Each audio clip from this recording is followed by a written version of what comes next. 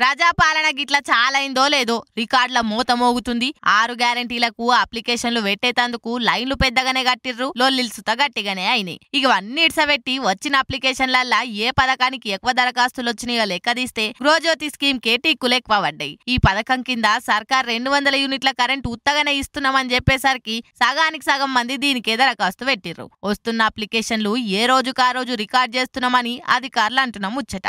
ఇప్పటికే ఒక్కో కేంద్రానికి ఏఈ, సబ్ ఇంజనీర్ నుంచి ఫోరమ్మెన్ దాకా పెట్టిరట. వీళ్ళ అప్లికేషన్లను చూసి service number, USC number note చేసి వచ్చిన దరఖాస్తులల్లా 100 నుంచి 200 యూనిట్ల లోపు ఎంతమంది టిక్ పెట్టిరో రిజిస్టర్ల రాసి పథకం అమలయ్యేటట్టు చేస్తారట.